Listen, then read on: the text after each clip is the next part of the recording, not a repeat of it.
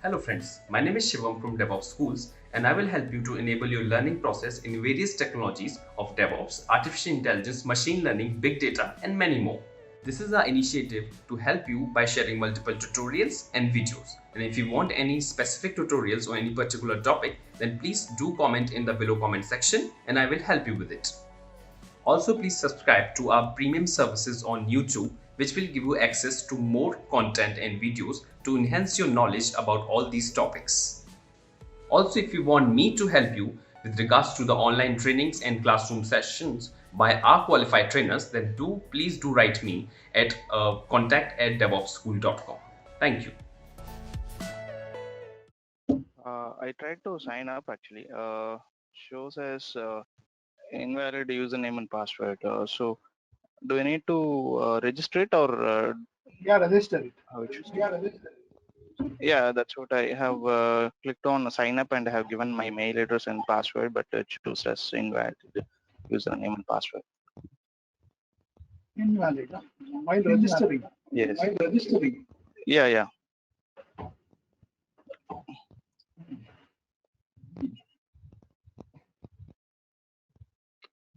Hi all, Ashish here from Instant People. So just one request, those who are facing any issue, just share your email ID in chat box. I will register from my end. Okay.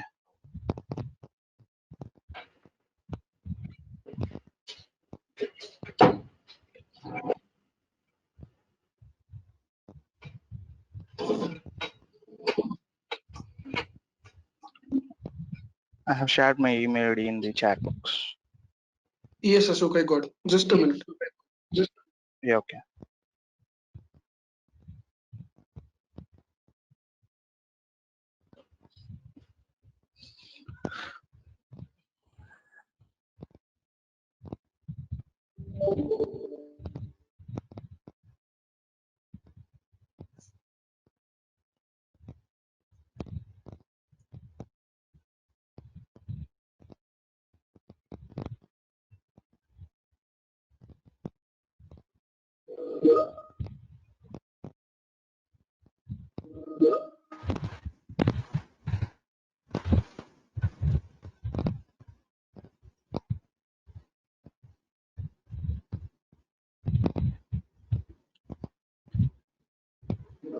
Hi, now I'm able to log in. Access. Okay, fine.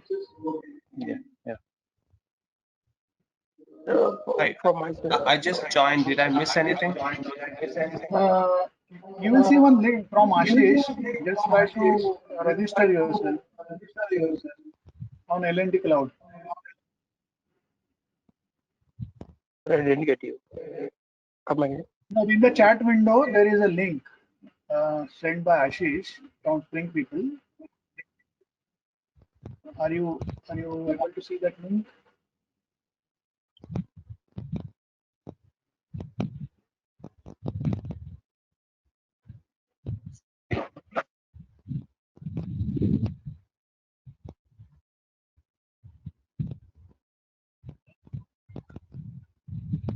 Ashok, you are able to log in, I guess. So Naidu and Lohit, do you need? I can register to Can you share the link again?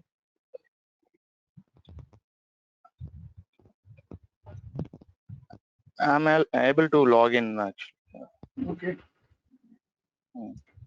So Ashish, they will be able to see the VM also, right? We will allocate once registration will be done. Then Okay. we will allocate, and they will get a mail and message both. And Binay Fine. will also join. If there is any problem, he will help you out. Okay.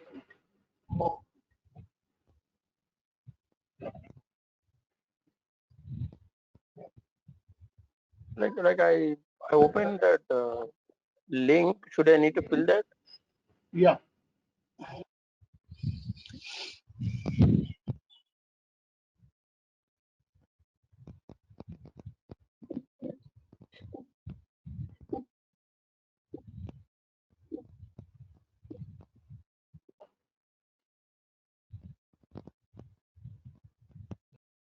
So once you have signed up, what will be there on the screen?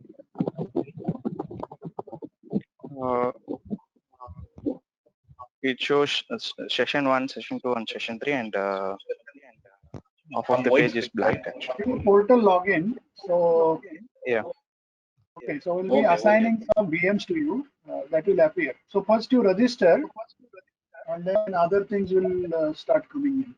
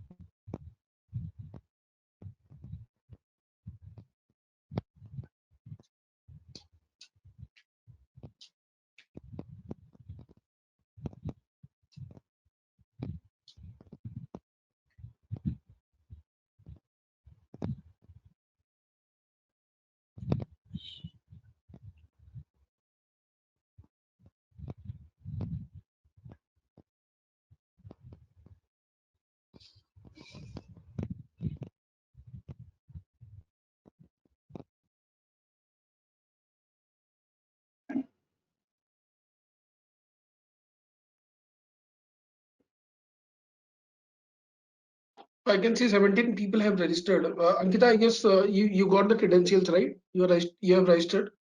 I can see your name. Ankita, can you please respond? Yeah, yeah. So I have just now registered and I'm able to see session 1, session 2, and session 3, but Fine. I'm not able to see the VM link. But that will be allotted in next, I guess, 15 to 20 minutes. It will be allotted, and you will get a separate mail for that also. Okay, okay. Thank you.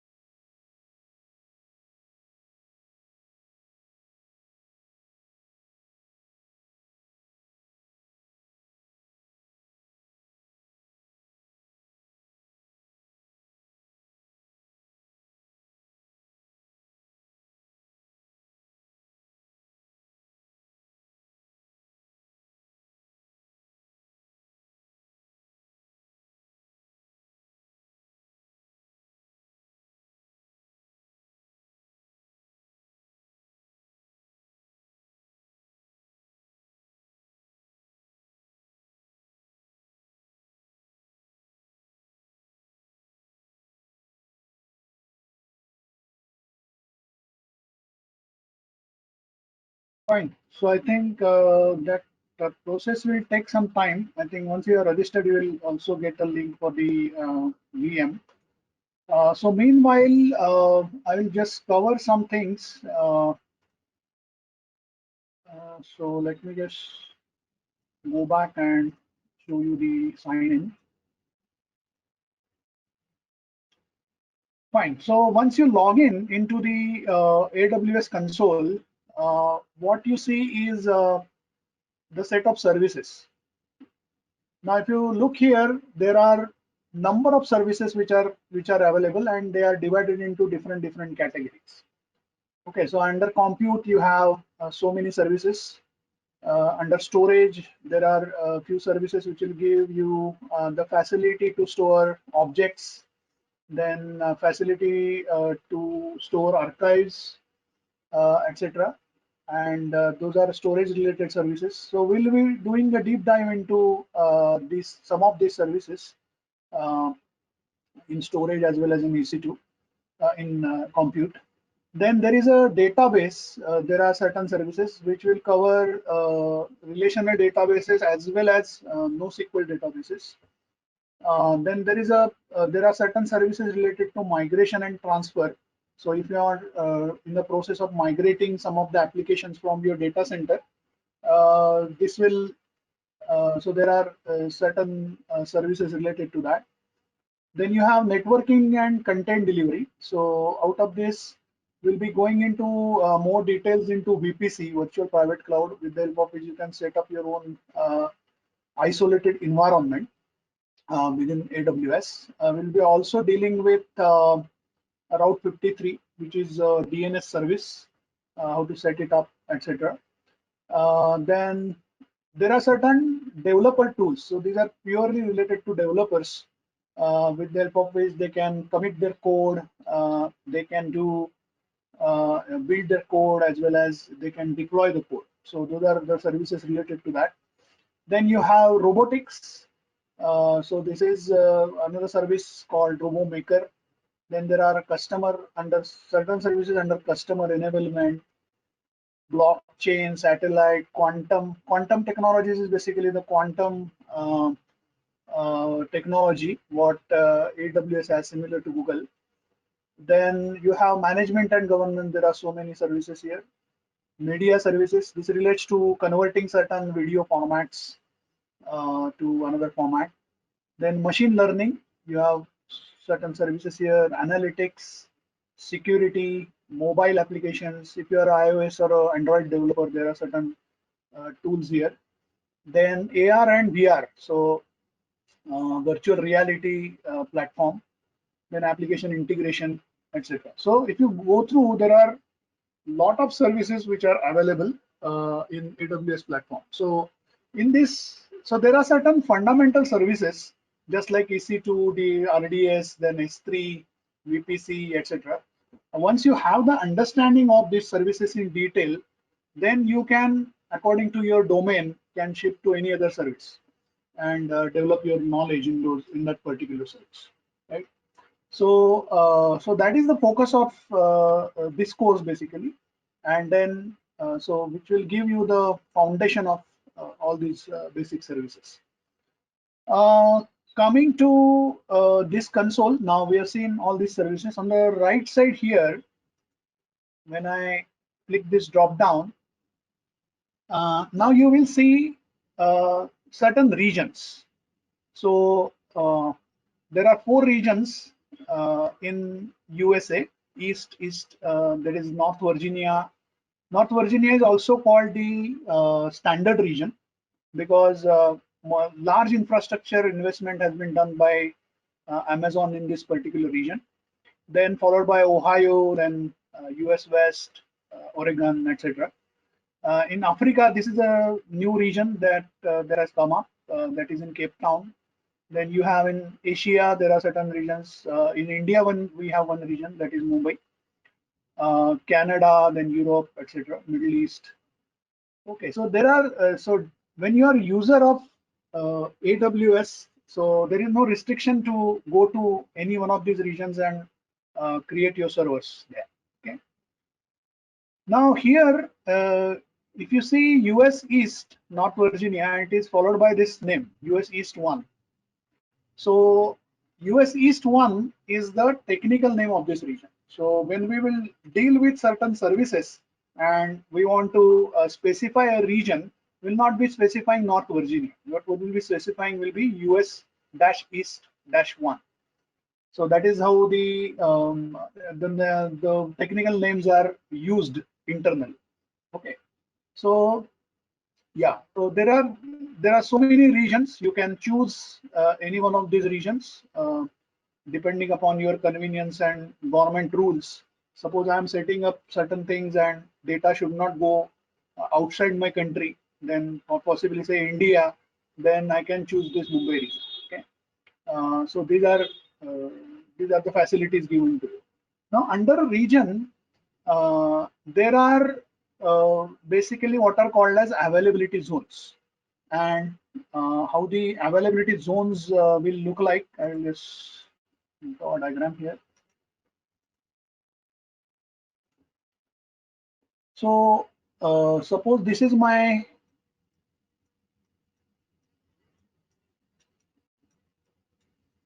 East 1 is my region, and under this region there will be US East 1A, then 1B. So US East 1B, US East 1C, like that. And these are basically the availability zones. So within a region there will be availability zones. And what are these availability zones? So these availability zones are nothing but it could be a single data center or a set of data centers. So they are set of data centers and they are physically isolated from each other. So under say US East 1, A, B, C are these availability zones. Then they will be, these are the availability zones. They are independent data centers, but they are connected to each other by high-speed low latency links. So 1A, 1B, and 1C. These are the three say availability zones, and they are connected. Now each one of the availability zones will have a separate power source. So the power supply given to them is independent of each other, and they are physically also isolated, not by a great distance, but they are physically isolated. So why this kind of arrangement is made is to provide redundancy. So suppose one of the availability zone goes down, it is not going to affect the remaining availability zones in the same region. Okay, so this is to build redundancy. Now here so there are certain services in AWS, they will make use of this redundancy feature. For example, S3 is one service, simple storage service. In that there are various storage classes. So in that there is something called as a standard storage class. So that will come with pre-built redundancy. So it will copy data across all these availability zones within a region. So if one of the availability zone goes down, it is not going to go down. Hello? Hello? Yeah, Hello, sorry yes. to interrupt. So I have one Hello, question. Yeah. So when you say US East 1 is available, I mean data center, and the other remaining things are 1A, 1B, 1C or availability zones. What if I mean if any one of 1A or 1B goes down? So can, if we have a DR setup in the 1C availability zone, can we use that, or it will complete? It will be completely down. No. These are, that is what I said. So these are independent units. 1A, 1B, 1C. They have a separate power source. They are physically isolated from one another. So one of Okay. them goes down. What if like some any natural disaster happens? And, yeah. So if the region goes down, so, you are saying yes. Suppose, yeah. So those who are not speaking, please go on mute. There is a lot of echo here. Okay. So if the region goes down, that is what your question is, right? Suppose we have Mumbai and there is a flood in Mumbai, so all of them go down. That can happen. So in that case, you will have to build across region the redundancy. So maybe Mumbai and maybe certain other nearest location we can build redundancy. So redundancy can be built across regions or within a region. So usually region going down probability is very less. So within a region, you can implement redundancy, making use of the availability zone concept. Yeah. okay. So you mean like building a DR in the same I mean region? It's not going to work that like. Yeah. So usually it has not happened so far, but it can happen. So if the region can go down, then you need to have a redundancy in another region. Okay. So in AWS, there are certain services which will come with pre-built redundancy. Like I said, S3 standard storage class is one of the examples which will make use of this. So as a user, if you are using that, it is already replicated. The data is replicated across those availability zones. Fine. But for certain other services, for example, EC2, it will not come with pre-built redundancy.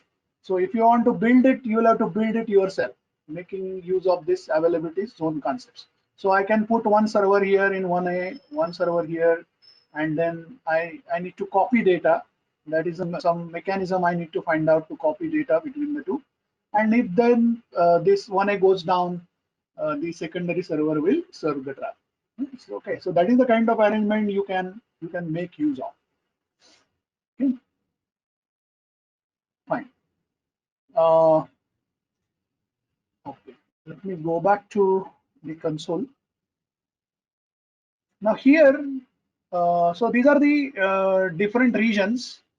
Now in the practicals, what we are going to perform when I will be giving you this login IDs in some time, once your VMs are set up or YAML servers are set up. Please make sure that all of you are working in North Virginia region. So don't change the region. By when you log in, by default you may land up into Ohio or some other region. If that happens, please make sure that you come back to North Virginia region, because at present for EC2 and other services there is no single console which is available in AWS.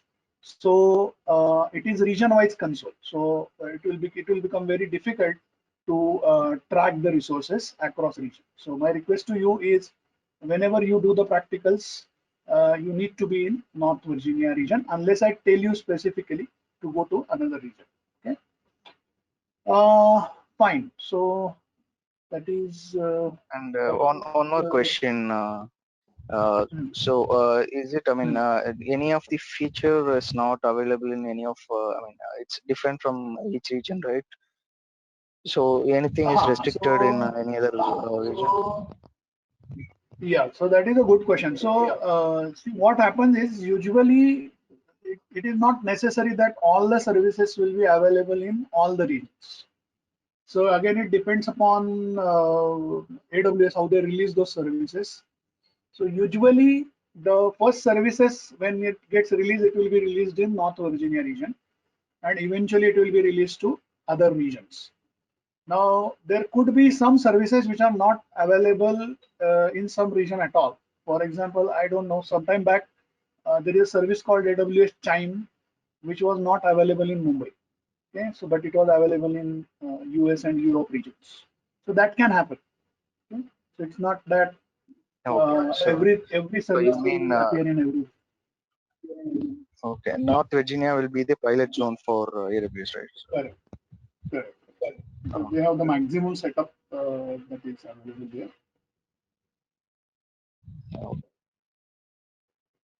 Yeah. So let us go to EC2, Elastic Compute 2, which will give us a facility to create server instances. Now I'm in North Virginia region, and if I scroll down here, now what I see here is US East 1A. So this is the availability zone, and it is saying zone is operating normally. It is 1B, the zone is operating normally. So these are basically the availability zones. Now here there are 6 availability zones. Now number of availability zones will depend upon how much of infrastructure has been put up by Amazon in a particular region. So if I go to Mumbai region, there could be 2 or 3 availability zones.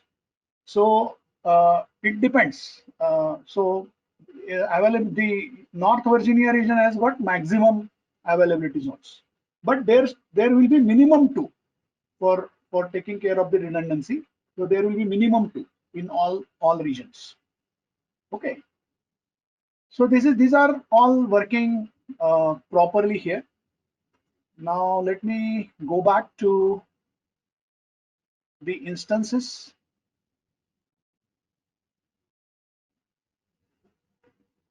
Now what I'm going to do is I'm going to create, as a part of the first hands-on exercise, I want to create a Linux instance. I have a question. So will there be Yeah. same number of availability zone for every region, or it might vary? No, it will vary. So that's what I said. So North Virginia has got 6. Now, if I go to Ohio, let me just show you.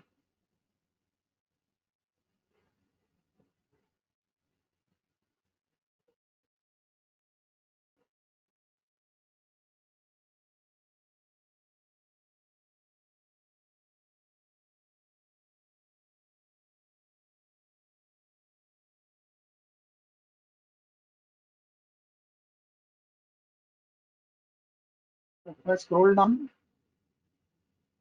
you will see only 3. Yep, I see. 2A, 2B, 2C. Okay, so it depends, but there will be minimum 2. No. Let me go to North Virginia back again.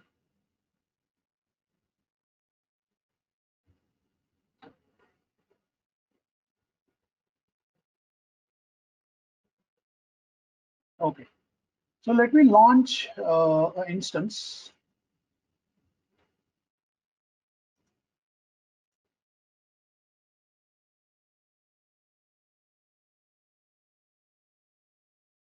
Okay. So when I say launch instance, now these are the certain options given to me. These are basically the AMIs, that is Amazon Machine Images. So these are nothing but the templates from which I can create an instance. Okay. So if you scroll down, you will see number of Amazon Machine Images are available. So there are various flavors of Windows and Linux. Those are available. So these are the 2 operating systems which are supported on AWS platform. So here it is written Amazon Linux 2. So this is a flavor of Amazon Linux. Similarly, you have Red Hat, you have SUSE, you have Ubuntu, then you have Windows also. So this is Windows 2019. Then there are various flavors here. So basically, all flavors of Linux and Windows, those will be available to you. Fine. So let us select this one, Amazon Linux 2. And currently, there are 2 hardware platforms which are supported. One is x86 and other is ARM. So it is ARM CPUs which are also available here. So let me select x86.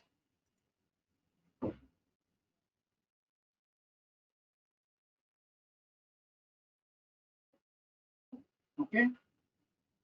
Now, once I select the AMI, now these are nothing but the different configurations. These are the hardware configurations which are available to me. So they are divided into different families. So this is general purpose, and general purpose I have this T2 micro, T2 nano, etc. And what we have here is the number of CPUs and the memory. Okay. So memory, and this is the storage. Now there are 2 types of storages we can attach to a EC2 instance. One of them is called EBS, Elastic Block Storage, and other is called Instance Store. So I will go into further details of that. So there are depending upon the various types, they are divided into families, what are called as families. Now if I scroll down, so general purpose maximum can go up to I think 90. Yeah. So yeah, 96 CPUs. Okay, and 384 GB memory. To get our channel membership, click onto the join button, select the 399 plan and grow your skills immensely. So this is the maximum capacity what you have. Okay. So again, the billing will vary. If you procure a higher server, the link will be very, very heavy. Then this is one family, general purpose. Then you have another family here that is compute optimized. So here, if you see the memory ratio with respect to the CPU cores will be more than the general purpose. Okay, so this is compute optimized. Then there are certain categories like FPGA. These are basically field programmable gateway arrays. This is a chip which sits on the motherboard and you can program it.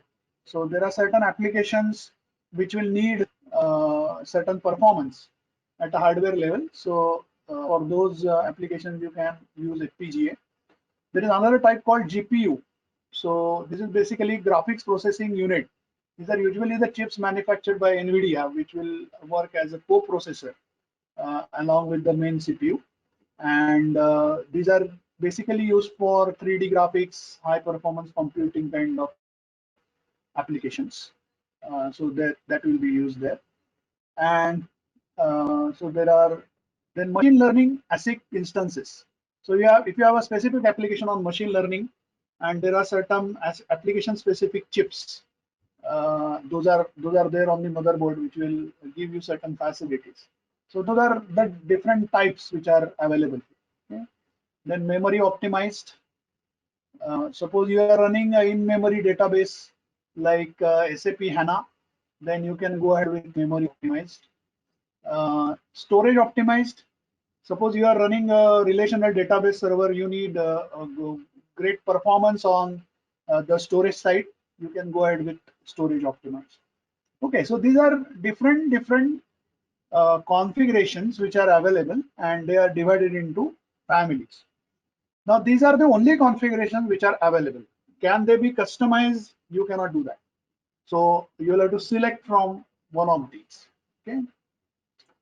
So first I selected the AMI. Second, now I'm going ahead for demo purposes with T2 Micro. And let me go to configure instances. Now there are certain things which there are certain settings here. So I'll just explain those. Number of instances, one. If you want to have more instances, you can change this number, and those many instances will be created for you. Purchasing options. Now there are 3 types of purchasing options available to you. So what are those types? Let me just. Sorry to interrupt. One question. So you have chosen a AMA, right? So that Yes. I mean that consists of the patches, everything, right? So operating system settings, everything. Since you said like it is a template. So what if any AMA? Yeah. So if any AMI we have chosen, and Hello. The yeah, voice do you hear me? actually was breaking. Yeah, now I can hear Okay. you. Yeah, go ahead. Okay, so you said like it's a template which is having the operating system settings and all those things, right? So and also it includes patches, right? So what if like I mean the I know like AMI will get released every month. So in case of any failures in OS level, so will it be able to? I mean, we'll be able to patch it. I mean, either using AMI or we have to do it manually. If in case of any kernel upgrade failures or something like that. Kernel upgrade failures. So there is a separate process, and we'll discuss about it. So you mean to say you have taken one AMI and you have created a server, and now you have received one patch. So how so you want to create with another AMI? That is what you are saying. Or can I upgrade it? So Right? they will release a, I mean, consolidating all the patches, and they will release a AMA, or we can apply it separately for singles, You some can kind apply of it security separately patch, also. OS Yeah. So patching, right? there is a concept of basically shared service, shared responsibility model. So whatever happens inside EC2, it is customer's responsibility. Okay, so I'll discuss that. What lies. So AMI, they will not do anything to your server. It is the customer's responsibility to take care of the operating system. Yeah, that's what I need to know the options to do batching. Since we have to wait for 1 month to get the new AMA, or can do it manually. So that's what. Yeah, thanks. That's it. That's it. Okay, so coming to the pricing options. So one is on demand. Then there is result. And then there is spot. So these are the three options in the pricing. So what is on demand? On demand is you demand it, you will get it. And how the billing will be done? It could be a per hour basis, or it could be per minute basis, depending upon what kind of AMI you are using. So if you are using a Windows AMI, it will be per hour basis. If you are using a Linux AMI, the first hour will be billed, and after that, every minute you will be billed. Okay, so that is on demand. Then there is a reserved instance. Reserved instance means you need to sign a long-term contract, maybe one year, 2 years, 3 years, and then that capacity will be reserved for you. Whether you use it or not, you will be billed. Okay. So what is the advantage of reserved capacity? One is you will get a guaranteed capacity that is already reserved for you, and there is lot of discount compared to on demand. So you can have savings up to 45% if you are using a reserved instance. Okay, compared to on demand. And what are spot instances? Spot instances, they work on the bidding principle. So what is the bidding principle? Suppose you want to procure a server, then you can bid for it. And there is an internal algorithm of Amazon. And if it goes through, you will be given a server, given an EC2 instance. But the EC2 instance is, if you get it from a spot mechanism, then it is not guaranteed to run. So what do I mean by that is, now why spot instances are available is basically Amazon wants to sell their spare capacity. So there are millions of customers, they have put millions of servers, but many of them could be not utilized. So Amazon wants to generate revenue, so they give it on a spot basis. So you just bid it, you get it. But now suppose the capacity in a particular availability zone has gone down, so there is no spare capacity left. Then Amazon may terminate your instance. Okay? Or there is another bidder who is quoting a very high price, and then there is no capacity left. Then they will terminate your instance and give it to the other party. So they will give you a couple of minutes warning, and within that time you'll have to shut it down or copy your data, and then the resources will be released. So naturally, spot instances are not useful for enterprise applications. But if you want to do certain kind of testing, and you want it doesn't matter if they go down. So those are the kind of scenarios in which you can use spot instances. Or there are certain things like MapReduce techniques you are using. So there is a central supervisor and there are worker nodes, and the central supervisor will know how much of work was done by the individual worker nodes. If the worker nodes go down, it doesn't matter. You can take care of those failures. So those scenarios you can use spot instances. Okay? So these are three pricing models which are available. So that is what it shows, purchasing options. So But what about currently we are going to do dedicated. So dedicated host. Dedicated host. No, I will discuss. That we'll discuss in the tenancy part. Okay. Okay, go ahead. So this is the purchasing options. So spot instances here, if I click, I can give the price here, and if my bid goes through, I will get a server. This is related to network. Now there is a concept of VPC, virtual private cloud. Actually, the name is little misleading. It is actually an isolated network environment what you get in cloud in AWS. And what happens is when you create an account, there is something called as a default VPC that is already set up for you. Okay, so so that is the default VPC. You can also create your own custom VPCs. So we will be doing that exercise maybe tomorrow or day after to create our own VPC and deploy some resources in that. Under a VPC, there are various components. There are subnets. So each subnet is assigned to one availability zone. So you will see here there is one subnet in 1B, 1F, 1C, etc. So when I'm just creating a server, I can select any one of the availability zones. Suppose if I select 1B. If you don't select, AWS will auto select. Okay. Now this is the setting. Now auto assign public IP. Now we are creating this server and we want to access it from internet. So we need a public IP. So this is the setting for that. So auto assign public.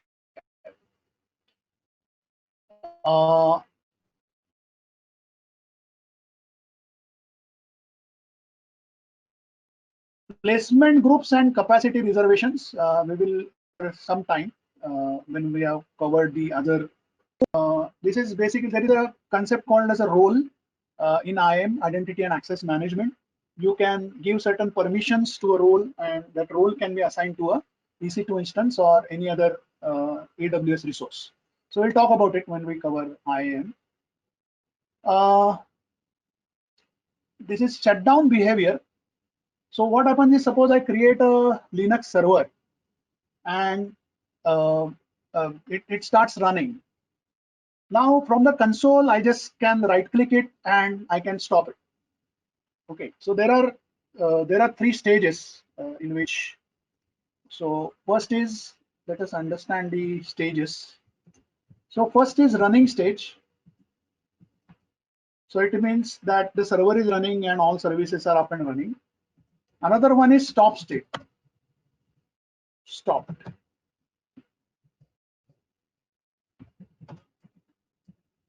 And third is terminate. Now there is another state which has been introduced very recently, VMware. So these are the four stages. Now running means running, all services are running. Now stop state means what? It is similar to the shutdown state. Now if you go to a server and issue a command shutdown, so it will shut it down, right? And when you start it again, all services will start running. But there are a couple of things that happen at a stop state. Now, what will happen at a stop state? If your instance is an on-demand instance, then if you stop the server, what will happen is the billing for the compute will stop. Now, when you have a EC2 instance, there are two components involved in it. One is your compute. Compute is in terms of CPU and memory. And there is a storage attached to it, right? So these are the two components. So if your instance is on demand and you have stopped it, then the CPU, for CPU memory, you will not be billed, but you will still be billed for storage. Because when you start it again, it will take the operating system and everything from the storage. So that is another thing from the billings perspective that happens at stop state. If it is, and there is something related to storage also that I will explain in some time. The third stage is terminate. Terminate means if you go to the console and terminate an instance, then the CPU memory will be released. what will happen to storage? You have an option of keeping it intact. If you are using the EBS storage, if you are using an instance store, even if you stop it, it will go away. So I'll explain that concept. Just listen what I'm saying now. So this is the third stage. That is third state. That is terminate. And fourth one is hibernate. Hibernate is just like your laptop hibernate. So what happens in laptop hibernate? All the programs you were running, when it comes up, before they will start running it. Okay. So that is another state that is called as hibernate. Now, what is that this setting it is talking about? That is shutdown behavior, stop and start. So here, if I say stop, stop means if I am running a Windows instance and I log in into that instance and I issue a command shutdown. So which state it should go? Whether it will go to stop state or terminate state. So that is decided by this setting. Okay, stop and terminate. Now stop hibernate behavior. So this is a new feature that has been introduced. Now if you want this server so that you can have a hibernate stage, then I can enable this. Okay, so this is in addition to the stop behavior, because stop will what will happen? It will not keep the state of the programs which we are running. So hibernate will keep the state, and when it starts it will start from there where it left off. Okay? So there is a little difference between stop and hibernate. Enable termination protection. So in a corporate environment, there are many users. They can go to AWS console and anybody can just terminate the instance. So for preventing that, there is an option here. Then you have a monitoring. Monitoring is done by a service called CloudWatch service, and every 5 minutes the CloudWatch service will monitor this instance, and it will keep the data in terms what are called as metrics. So metrics are in terms of CPU utilization, network utilization, disk read writes, etc. By default, the setting is every 5 minutes. But if you want to have a detailed monitoring, that is per minute monitoring, then there are extra charges for that. So that is why it says additional charges apply. Okay, so enable CloudWatch detailed monitoring. Okay, so that is about the CloudWatch services. Coming to tenancy. Now, let me explain this.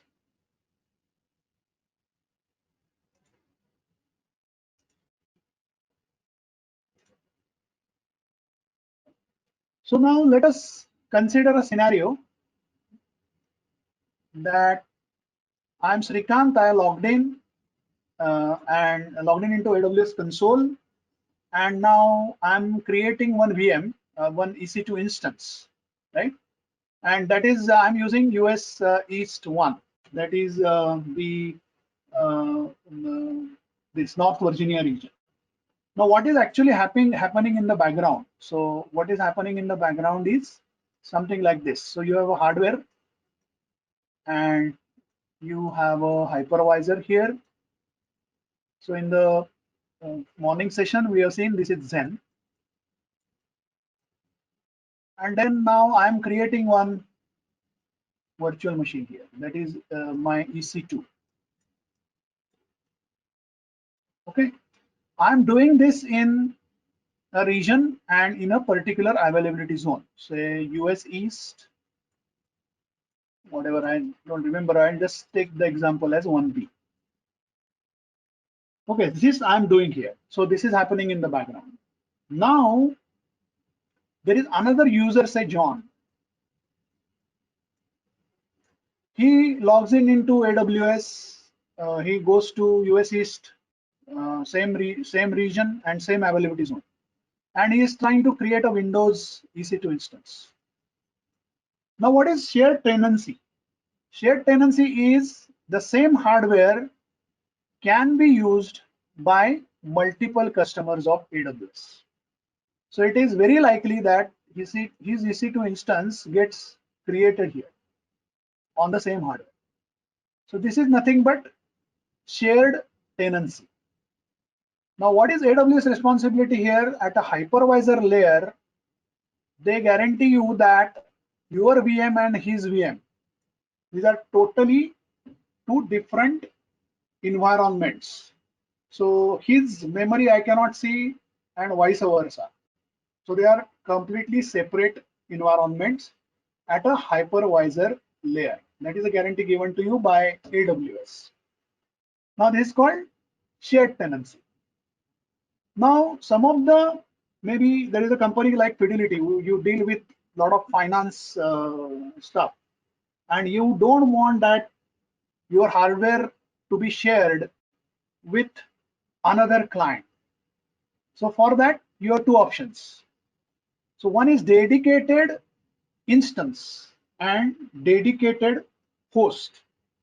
So what is the difference between the two? So dedicated instance means this hardware will be given to you. There will be a hypervisor. And when you create a EC2 instance on this, only your EC2 instances will be running on this hardware. Nobody else's instances will run on this hardware. Okay, so that is your dedicated instance. So do you have a control on this? What hardware is given to you? You don't have a control, but AWS will not share your hardware with any other customer. So that is guaranteed. But now there is another option that is called dedicated host. So what you do in that case is you go and reserve this. So you reserve this hardware and hypervisor, and then you can create your own EC2 instances on top of this reserved instance. So that is third option. Okay, so the difference between the two is, in case of dedicated instance, you don't reserve the hardware first. So Amazon will give it to you, and they will make sure that this is not shared with another customer. In the third case, what happens is you need to reserve this and then create your own EC2 instances on top of that. So the control lies with you. So this is the hardware is not going to change. In the second case, it may happen the hardware may change. Suppose you have created one EC2 instance on a particular hardware, and now you are trying to create a bigger instance, EC2 instance, in the dedicated instance mode, and now AWS finds that this hardware is not sufficient. So they may move altogether your both EC2 instances on a separate hardware, but they will make sure that this hardware is not shared with another client. Okay, so that is how this will operate. So that is about the tenancy part. So let me come back here. So this is run as shared hardware instance, dedicated run as dedicated instance, and dedicated host. So if you want to run it as a dedicated host, then you will have, there is a separate setting there. You go there, create a dedicated host, and then come back here and create your EC2 instance. Okay. So that is the way it is.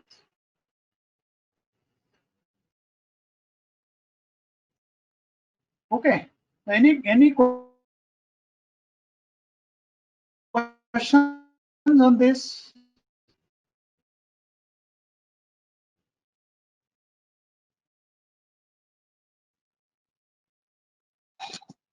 No questions. You explained very well the concept. Thank you. Fine. Somebody was asking me dedicated host. I think I have answered that. That's me only. That's me only. Yes, That's you explained. feature. Yeah. Yeah, go ahead. Nothing. Like Hello? actually, the concept you explained very well. That was asked by me only. Oh, okay. So that Acha. means So, Acha, you asked me that. Okay, fine. Now it is clear. price. Yeah, it's clear. It's clear. Like above you explained three, right? Pricing. What is that options? The pricing model, right?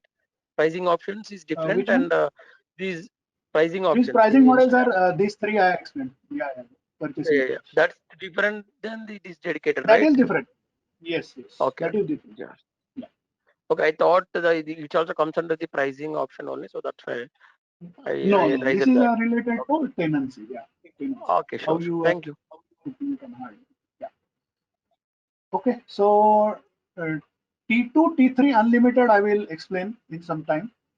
And then this is a network interface, which is a virtual interface, PTH0, that gets attached to the EC2 instance. Let me go to add storage. Now there are certain things I need to explain.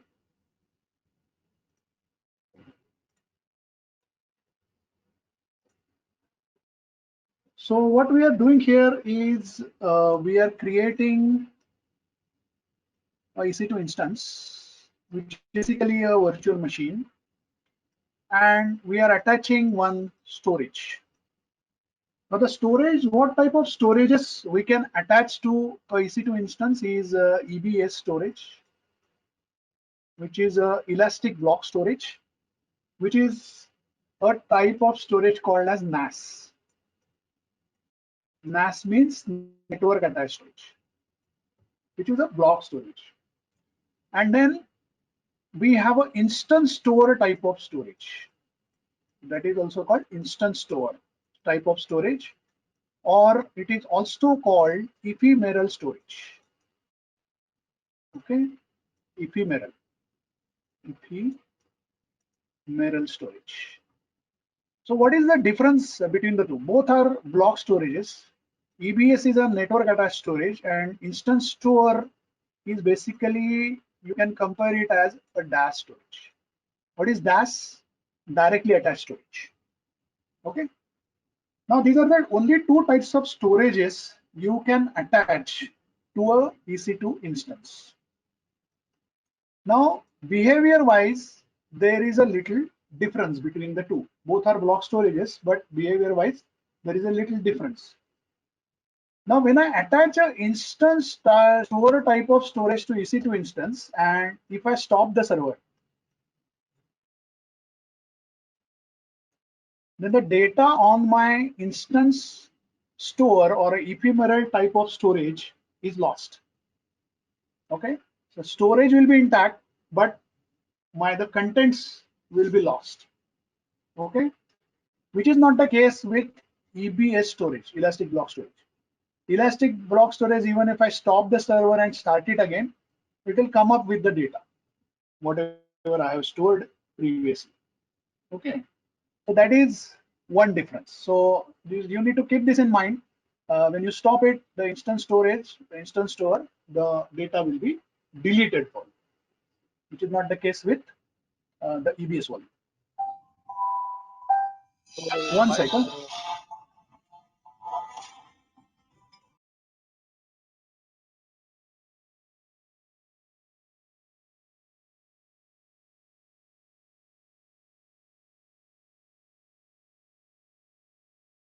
Please enroll our general membership for $399 plan to get access of all the parts. Along with that, you can access our other tutorials such as Docker, Ansible, Jenkins, Terraform, Splunk, AWS, Azure, and various other DevOps related premium tutorials with our channel membership. If you would have any issues with our channel membership, you can drop an email to us at contact@devopsschool.com, or you can also unsubscribe from channel membership anytime if you don't want to continue or did not like the video. To get our channel membership, click onto the join button, select the $399 plan and grow your skills immensely. Please be kind enough to like it, and you can comment any of your doubts and queries. We will reply to them at the earliest. Thanks for watching.